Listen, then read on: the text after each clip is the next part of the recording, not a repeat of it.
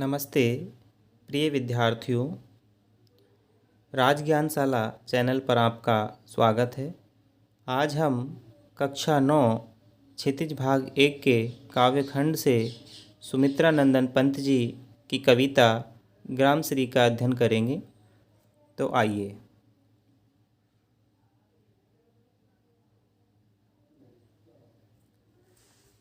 सुमित्रा नंदन पंत का जन्म उत्तरांचल के अल्मोड़ा जिले के कोसानी गांव में सन 1900 में हुआ। उत्तरांचल वर्तमान में उत्तराखंड राज्य के नाम से जाना जाता है। उनकी शिक्षा बनारस और इलाहाबाद में हुई। आज़ादी के आंदोलन के दौरान महात्मा गांधी के आह्वान पर उन्होंने कॉलेज छोड़ दिया। छायावादी कविता के प्रमुख स्तंभ रहे सुमित्रा नंदन पंत का काव्य क्षितिज 1916 से 1977 तक फैला हुआ है। सन 1977 में उनका देहावसान हो गया। वे अपनी जीवन दृष्टि के विभिन्न चरणों में छायावाद, प्रगतिवाद एवं अरविंद दर्शन से प्रभावित हुए। वीणा, ग्रंथि, गुंजन, ग्राम्या, पल्लव, युगांत, स्वर्ण किरण, स्वर्णधूलि, कला और बूढ़ा चांद, लोकायतन, चिदम्बरा आदि उनकी प्रमुख काव्य कृतियाँ हैं।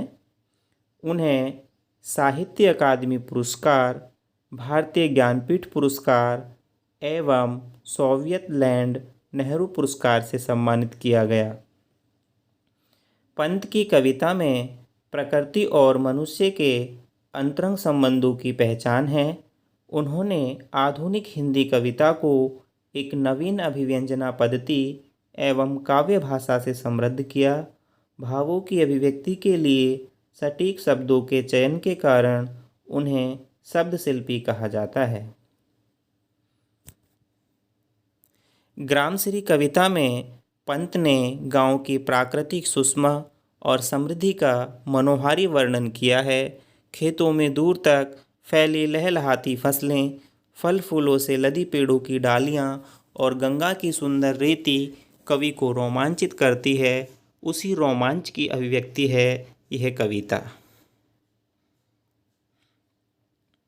ग्रामश्री। अभी तक हमने देखा है जो श्री शब्द है वो नाम से पहले लगता है, जैसे श्री राम, श्रीमती, श्रीमान जी, लेकिन यहाँ ग्राम के बाद श्री लगा हुआ है। ये सौभाग्य का सूचक है, अर्थात ग्राम देवता। फैली खेतों में दूर तलक मखमल की कोमल हरियाली, लिपटी जिससे रवि की किरणें, चांदी की सी उजली जाली, तिनकों के हरे हरे तन पर हिल हरित रुधिर है रहा झलक, श्यामल भूतल पर झुका हुआ नभ का चिर निर्मल नील फलक। फैली खेतों में दूर तलक मखमल की कोमल हरियाली, अर्थात खेतों में दूर तक मखमली कोमल कोमल हरियाली फैली हुई है। लिपटी जिससे रवि की किरणें, चांदी की सी उजली जाली, जिस हरियाली से सूर्य की किरणें, रवि अर्थात सूर्य की किरणें चांदी की सी उज्ज्वलता के साथ लिपटी हुई हैं। तिनकों के हरे हरे तन पर हिल हरित रुधिर है रहा झलक, और घास फूस के हरे हरे तिनकों पर, उनके शरीर पर ऐसा लग रहा है कि हरा हरा रुधिर, हरा हरा रक्त झलक रहा है। श्यामल भूतल पर झुका हुआ नभ का चिर निर्मल नील फलक, और श्यामल सांवले पृथ्वी के तल पर जो नीला फलक है, नभ का चिर निर्मल नील फलक, जो आकाश का नीला फलक है, वो झुका हुआ दिखाई पड़ रहा है। अर्थात खेतों में दूर तक मखमली, कवि कहता है कि खेतों में दूर तक मखमल जैसी कोमल हरियाली फैली हुई है। उस पर सूर्य की किरणें ऐसे लिपटी हुई हैं मानो चांदी की कोई सुशोभित उज्जवल जाली लिपटी हो। हरे हरे तिनके धूप में ऐसे हिल रहे हैं जैसे उनके हरे हरे अंगों में हरा हरा खून भरा हो। हरियाली से भरी पूरी धरती पर आकाश का स्वच्छ नीला आंचल छाया हुआ है। आगे चलते हैं। रोमांचित सी लगती वसुधा आई जो गेहूँ में बाली। अरहर सनई की सोने की, किंकिणियाँ हैं शोभाशाली। उड़ती भीनी तेलाक्त गंध, फूली सरसों पीली पीली। लो हरित धरा से झांक रही, नीलम की कली तीसी नीली। रोमांचित सी लगती वसुधा। संपूर्ण जो वसुधा है, धरती है, वो प्रसन्न लगती है, रोमांचित लगती है। आई जो गेहूँ में बाली, और अब जौ और गेहूँ में बालियाँ आ गई हैं। हरी भरी फसलें हैं, जौ और गेहूँ में बाली आ रही है। अरहर सनई की सोने की, किंकिणियाँ हैं शोभाशाली। अरहर और सन की जो फलियाँ हैं, उनके अंदर जो बीज हैं, वो सोने की कणकती के समान, करधनी के समान शोभाशाली प्रतीत हो रही हैं। उड़ती भीनी तेलाक्त गंध, फूली सरसों पीली पीली। और सरसों पीले पीले फूलों से फल फूल रही है, उसमें से सरसों के तेल की गंध भी, सुगंध भी सब और उड़ रही है। लो हरित धरा से झांक रही, नीलम की कली तीसी नीली। और लो अब हरी भरी धरा से जो अलसी है, तीसी अलसी के लिए आया है, नीली नीले फूलों वाली जो अलसी है, वो भी नीलम की कली के समान हरी भरी धरा से झांक रही है। अर्थात कवि कहता है कि ऐसा लग रहा है मानो धरती प्रसन्नता से पुलकित है, रोमांचित हो उठी है। रोमांच के रूप में उसके शरीर से गेहूं और जौ की बालियां उगाई हैं। अरहर और सन की जो सुनहली फलियां हैं, वो ऐसे सुशोभित हो रही हैं मानो वो पृथ्वी की कमर पर बंधी हुई सोने की करधनी है, कणकती है।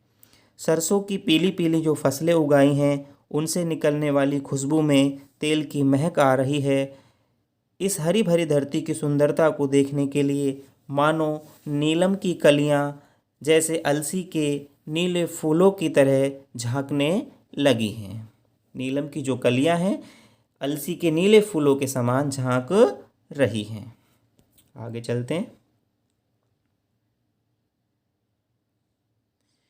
रंग रंग के फूलों में रिलमिल, हंस रही सखियां मटर खड़ी। मखमली पेटियों सी लटकी, छिमियां छिपाई बीज लड़ी। फिरता है रंग रंग की तितली, फिरती है रंग रंग की तितली। रंग रंग के फूलों पर सुंदर, फूले फिरते हैं फूल स्वयं। उड़ उड़ वृंतों से वृंतों पर। रिलमिली अर्थात मिली जुली, छिमियाँ फलियाँ, वृंत डंठल हैं यहाँ पर। तो रंग रंग के फूलों में रिलमिल, रंग बिरंगे फूलों में मिलजुल करके जो मटर हैं, मटर रूपी जो सखियाँ हैं, सहेलियाँ हैं, वो खड़ी खड़ी हंस रही हैं। मखमली पेटियों सी लटकी, छिमिया छिपाई बीज लड़ी। और मखमल की पेटियों के समान वो अपनी फलियों में बीजों को छिपाए खड़ी हुई हैं। फिरती है रंग रंग की तितली, रंग रंग के फूलों पर सुंदर। और रंग बिरंगी तितलियाँ रंग बिरंगे फूलों पर फिर रही हैं, उनका मकरंद ले रही हैं। फूले फिरते हैं फूल स्वयं, उड़ उड़ वृंतों से वृंतों पर। और ऐसा आभास होता है कि खुद फूल ही, स्वयं फूल ही एक वृंत से दूसरे वृंत पर फिर रहे हैं, घूम रहे हैं, उड़ रहे हैं। अर्थात कवि कहता है कि खेतों में चारों ओर अनेक रंगों के फूल खिले हुए हैं। उनके बीच उनसे मिली हुई मटर की फसलें भी ऐसी लग रही हैं मानो वो अनेक सहेलियां खड़ी खड़ी हंस रही हों। ये मटर की फलियां मखमली पेटियों के समान लटक रही हैं, जिनमें बीजों की लड़ी दिखाई पड़ रही है। अनेकों रंगों के सुंदर फूल सजे हुए हैं और उन पर तरह तरह के रंगों की तितलियां उड़ रही हैं, जिन्हें देखकर ऐसा लगता है जैसे रंग बिरंगे फूल ही प्रसन्नता पूर्वक एक सिरे से, एक डंठल से दूसरे डंठल पर उड़ रहे हैं, घूम रहे हैं। आगे चलते हैं। अब रजत स्वर्ण मंजरियों से लद गई आम्रतरु की डाली। झर रहे ढाक पीपल के दल, हो उठी कोकिला मतवाली। महके कटहल मुकलित जामुन, जंगल में झरबेरी झूली। फूले आड़ू नींबू दाड़िम, आलू गोभी बैंगन मूली। अब रजत स्वर्ण मंजरियों से, अब चांदी और स्वर्ण की मंजरियों से लद गई आम्रतरु की डाली, अर्थात आम के पेड़ों की जो डालियां हैं वो चांदी और स्वर्णिम आभा वाली बौर से लद गई हैं। मंजरियाँ, आम में जो बौर आता है उसके लिए मंजरी शब्द आया है। झर रहे ढाक पीपल के दल, हो उठी कोकिला मतवाली। और अब पतझड़ सा आ गया है। ढाक और पीपल के जो पत्ते हैं, दल हैं, वो झड़ रहे हैं और कोयल भी अब मतवाली हो चली है। कोकिला, कोयल। महके कटहल मुकुलित जामुन, जंगल में झरबेरी झूली। कटहल महकने लगी है, जामुन अधखिला जो जामुन है अपनी आभा दिखा रहा है। जंगल में जो झाड़ी बेर है, झरबेरी है, वो भी बेरों से भर गई है, वो भी झूलने लगी है। जब पौधों में, पेड़ों में फल लगते हैं तो वो झुक जाते हैं और हवा चलती है तो झूलने लगते हैं। फूले आड़ू नींबू दाड़िम, आलू गोभी बैंगन मूली। अब आड़ू, नींबू, अनार, दाड़िम, अनार, ये फल, और आलू, गोभी और बैंगन और मूली, ये सब्जियां सब फल फूल रही हैं। अर्थात कवि कहता है कि अब तो आम के पेड़ की डालियां सुनहले और रूपहले बोरों से लद गई हैं। पतझड़ ऋतु आ गई है। ढाक और पीपल के पेड़ों से पत्ते झड़ने लगे हैं। कोयल मस्त होकर कूक रही है। मतवाली हो गई है वो। कटहल का पेड़ महक उठा है। अधखिले जामुन उगाए हैं। जंगल में झाड़ी बेर झरबेरी बेरों से लद गई है। आड़ू, नींबू, अनार आदि फलों के साथ साथ आलू, गोभी, बैंगन, मूली आदि सब्जियां भी भरपूर मात्रा में पैदा हो रही हैं। आगे चलते हैं। पीले मीठे अमरूदों में अब लाल लाल चित्तियाँ पड़ी। पक गए सुनहले मधुर बेर, अमली से तरु की डाल जड़ी। लहले पालक महमे धनिया, लौकी और सैम फली फैली। मखमली टमाटर हुए लाल, मिर्चों की बड़ी हरी थैली। पीले मीठे अमरूदों में अब लाल लाल चित्तियाँ पड़ी। आपने भी देखा होगा, अमरूद जब अधिक पक जाते हैं तो उनमें लाल लाल सी चित्तियाँ पड़ जाती हैं। देखो कितनी बारीकी से सूक्ष्म निरीक्षण किया है कवि ने। मनोहारी वर्णन हुआ है कविता में। पीले मीठे अमरूदों में अब लाल लाल चित्तियाँ पड़ी। पीले पीले मीठे मीठे अमरूदों में अब लाल लाल चित्तियाँ पड़ने लगी हैं, निशान बनने लगे हैं। पक गए सुनहले मधुर बेर, और सोने की सी आभा वाले सुनहले सुनहले बेर, मीठे मीठे मधुर मधुर बेर अब पक गए हैं। अमली से तरु की डाल जड़ी। अमली अर्थात आंवला। आंवले से पेड़ों की जो डालियां हैं वो झूम उठी हैं, जड़ गई हैं, क्योंकि टहनी पर ही आंवले के फल लगते हैं। लहल है पालक महमे धनिया। पालक लहलहा उठा है, धनिया अपनी महक छोड़ रहा है। लौकी और सैम फली फैली। लौकी और सैम की जो बेलें हैं वो फैल गई हैं, उनमें बहुत सारी फल लग रहे हैं। सैम में फलियां आ रही हैं और ये बड़ी बड़ी बेलों के रूप में बढ़ रही हैं। मखमली टमाटर हुए लाल, मिर्चों की बड़ी हरी थैली। और मखमल के समान जो टमाटर हैं अब वो लाल लाल होने लग गए हैं, और मिर्चों की जो गुच्छा है, मिर्चों का जो गुच्छा है वो बड़ी हरी थैली के समान दिखाई पड़ने लगा है। झुग्गे के रूप में मिर्चें आती हैं। अर्थात कवि कहता है कि अब अमरूदों में पीले और मीठे, अमरूद के जो फल हैं वो पीले और मीठे हो गए हैं, उन पर लाल लाल निशान पड़ गए हैं। बेर भी पककर मीठे और सुनहले हो गए हैं। आंवलों के पेड़ों की डालें भर गई हैं, आंवले से लद गई हैं। पालक की खेती लहलहाने लगी है, धनिया महकने लगा है। लौकी और सेम की फलियां लगकर चारों ओर फैल गई हैं। टमाटर मखमल की तरह लाल हो गए हैं। मिर्चों के गुच्छे एक बड़ी हरी थैली के समान उगाए हैं।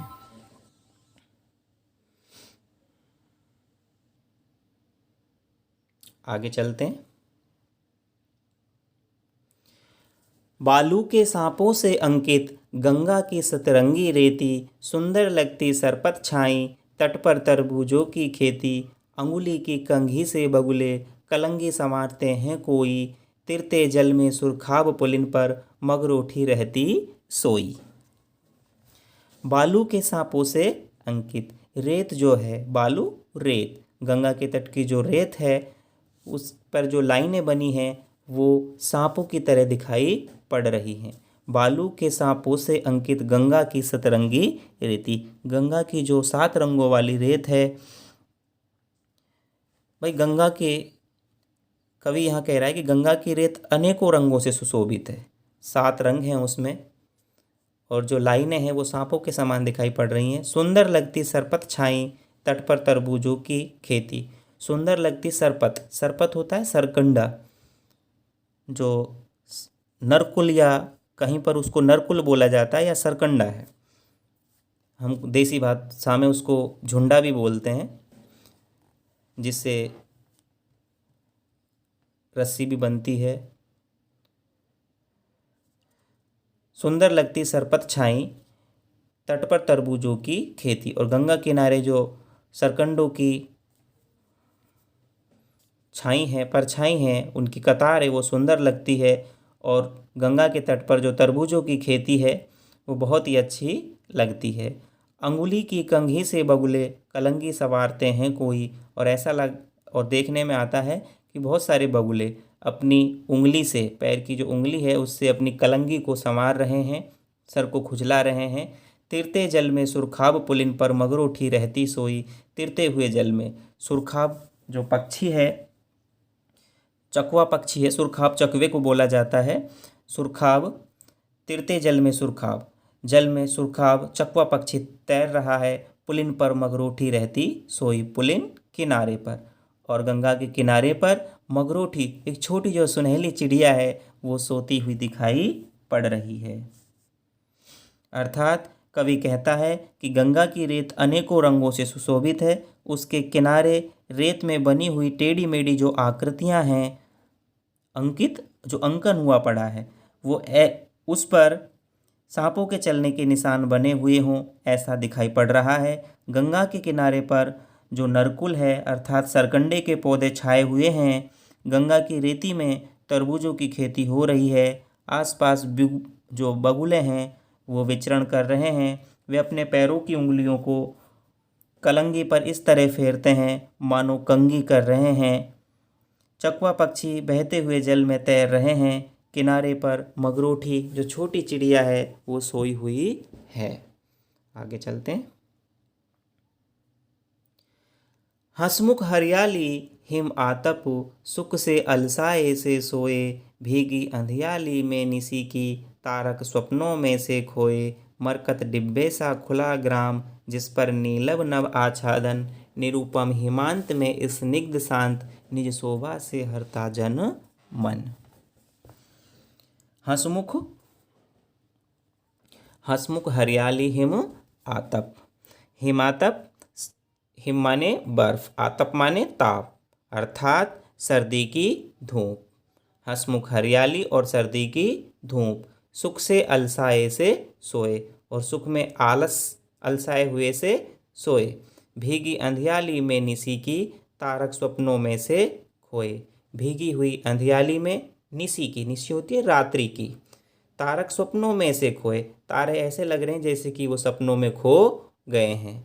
मरकत डिब्बे सा खुला ग्राम, ये जो गांव है ये पन्ने के डिब्बे के समान खुला हुआ दिखाई दे रहा है। मरकत पन्ना, हरे रंग का होता है पन्ना, उसके खुले हुए डब्बे के समान गांव दिखाई दे रहा है।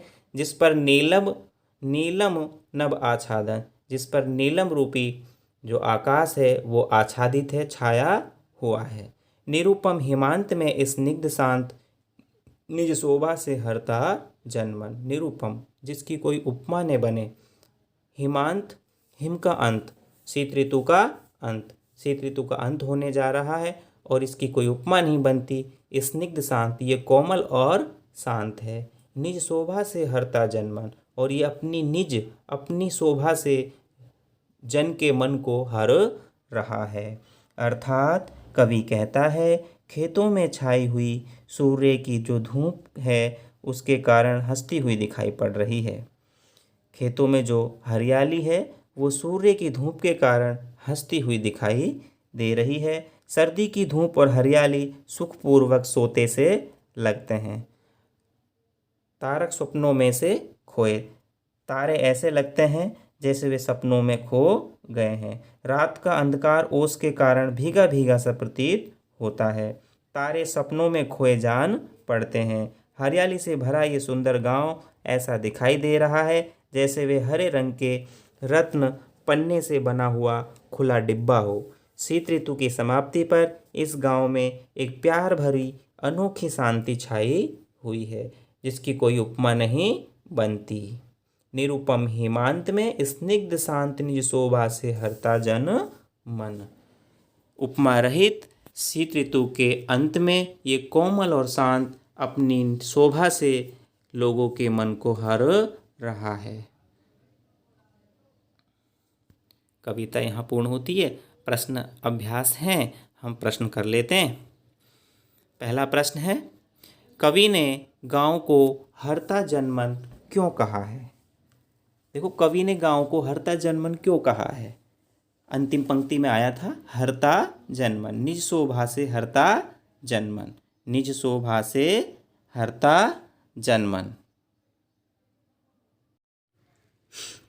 हाँ, प्रश्न अभ्यास। पहला प्रश्न है, कवि ने गांव को हरता जनमन क्यों कहा है? अभी हमने अंतिम पंक्ति में देखा निज शोभा से हरता जनमन, अर्थात गांव अपनी निज की शोभा से लोगों के मन को हर रहा है, क्योंकि उसकी शोभा अनोखी है। खेतों में दूर दूर तक मखमली हरियाली फैली हुई है, सूरज की धूप चमक रही है, पृथ्वी प्रसन्न है। गांव खेतों में गेहूं, जौ, अरहर, सनई, सरसों बहुत सारी फसलें उगाई हैं। बहुत सारे आलू, गोभी, बैंगन, मूली, पालक, बहुत सारी सब्जियां, फल, आम, बेर, आड़ू, सब मीठे मीठे फल पैदा होने लगे हैं। इसलिए गांव को जन मन को हरने वाला कहा गया है। जन माने लोगों के मन को हरने वाला। दूसरा प्रश्न, कविता में किस मौसम के सौंदर्य का वर्णन है? कविता में किस मौसम के सौंदर्य का वर्णन है? यहाँ कविता में हमें दिखाई दिया शिशिर और वसंत के मध्य का जो मौसम है, शिशिर ऋतु और वसंत ऋतु के बीच का जो मौसम है, उसके सौंदर्य का वर्णन है। इस मौसम में आमों पर बौर आते हैं, कोयल बोलती है, ढाक और पीपल के पत्ते गिर जाते हैं, चारों ओर बहुत रंगों के फूल खिलाते हैं, तितलियां फूलों पर मंडराती हैं, आलू, गोभी, पालक, धनिया, बहुत सारी फसलें, सब्जियां खूब लहलहाती हैं। इस ऋतु में प्रकृति में एक नवजीवन का संचार होने लगता है। इसलिए इस कविता में जो मौसम है वो शिशिर और वसंत के मध्य की ऋतु है। तीसरा प्रश्न देखते हैं, गांव को मरकत डिब्बे सा खुला क्यों कहा गया है? गांव को मरकत डिब्बे सा खुला क्यों कहा गया है? मरकत होता है पन्ना, पन्ना एक रत्न को कहते हैं। रत्न है एक पन्ना, हरे रंग का होता है।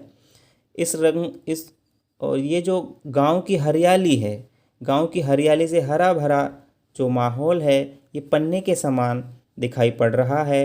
धूप में ये पन्ने की तरह चमक रहा है। इसी कारण कवि ने गांव को पन्ने से बने खुले डब्बे के समान बताया है। चौथा प्रश्न देखते हैं, अरहर और सनई के खेत कवि को कैसे दिखाई देते हैं? अरहर और सनई के जो सुनहरे खेत हैं, सोने जैसी आभा वाले खेत हैं, कवि को ऐसे लगते हैं मानो धरती ने अपनी कमर पर सुनहरे रंग की घुंघरुओं वाली जो करधनी है, कणकती है, पहन रखी हो। अर्थात अरहर और सनई पर जो सुनहरे रंग की फलियां लगी हैं, वो वायु में हिलकर, हवा से हिलकर के घुंघरुओं की भांति मधुर ध्वनि उत्पन्न करती हैं। पांचवा प्रश्न है, भाव स्पष्ट कीजिए। बालू के सांपों से अंकित गंगा की सतरंगी रेती। बालू के सांपों से अंकित गंगा की सतरंगी रेती। गंगा तट की जो रेत है वो सांपों के चलने की तरह हवा से लहरदार चिन्ह बन गए हैं उस पर, और सूरज की किरणें जब उस पर पड़ती हैं तो वो अनेकों रंगों वाली, सतरंगे रंगों वाली दिखाई पड़ती है। यहाँ रेत का लहरदार होना और उसका सूर्य के प्रकाश से चमकना, ऐसा इन पंक्तियों का भाव है। ख, हंसमुख हरियाली हिम आतप सुख से अलसाए से सोए।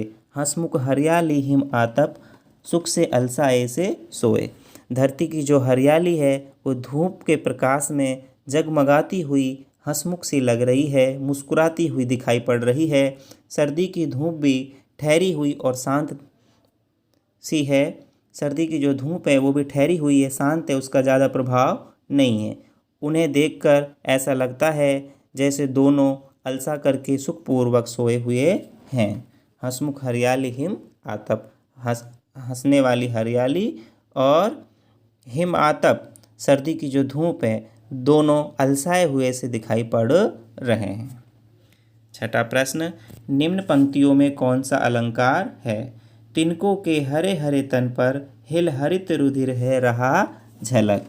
यहाँ पर देखो, हिल हरित रुधिर रहा में है और रे वर्ण की आवृत्ति हो रही है। हिल हरित रुधिर रहा क्रम से है और रे की आवृत्ति होने से जहाँ पर वर्ण की आवृत्ति होती है वहाँ कौन सा अलंकार होता है? अनुप्रास। तो यहाँ पर अनुप्रास अलंकार है। हरे हरे शब्द में वर्ण शब्द की आवृत्ति हो रही है लेकिन अर्थ नहीं बदल रहा है, तो यहाँ पुनरुक्ति प्रकाश अलंकार है।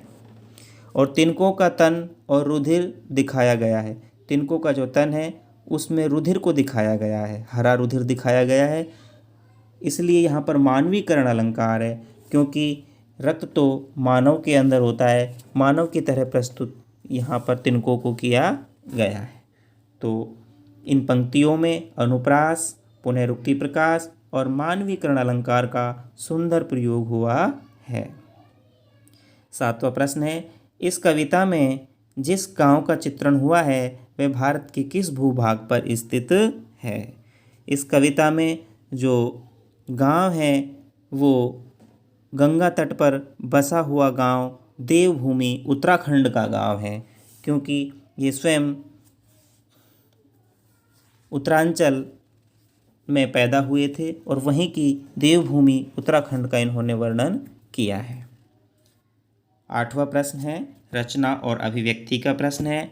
भाव और भाषा की दृष्टि से आपको ये कविता कैसी लगी, उसका वर्णन अपने शब्दों में कीजिए। तो रचना और अभिव्यक्ति का है, आपको जैसा लगा अपने शब्दों में वर्णन कीजिए। ऐसा जब आप करेंगे तो आपके अंदर रचना और अभिव्यक्ति की जो कौशल हैं वो विकसित होंगे। नवा प्रश्न है, आप जहाँ रहते हैं उस इलाके के किसी मौसम विशेष के सौंदर्य को कविता या गद्य में वर्णित कीजिए। तो आप कर सकते हैं अपने परिवेश का वर्णन। पाठेतर संक्रियता, पाठ से हटके। सुमित्रा नंदन पंत ने ये कविता चौथे दशक में लिखी थी। उस समय के गांव में और आज के गांव में आपको क्या परिवर्तन नज़र आते हैं, इस पर कक्षा में सामूहिक चर्चा कीजिए। आप अपने परिवेश में समूह रूप में चर्चा कर सकते हैं। अपने अध्यापक के साथ गांव की यात्रा करें और जिन फसलों और पेड़ पौधों का चित्रण प्रस्तुत कविता में हुआ है उनके बारे में जानकारी प्राप्त करें। शब्द संपदा ये हम देख लेते हैं। सनई एक पौधा होता है जिसकी छाल के रेशे से रस्सी बनाई जाती है। किंकणी, करधनी, व्रंत, डंठल, मुकुलित, अधखिला, अम्वली, छोटा आंवला, सरपत, घासपात, तिनके या सरकंडा, सुरखाब, चक्रवाक पक्षी, चकवा पक्षी होता है। मरकत, हिम आतप, सर्दी की धूप, मरकत, पन्ना नामक रत्न, हरना, आकर्षित करना। तो ये शब्द संपदा थी। पाठ यहीं पर समाप्त होता है।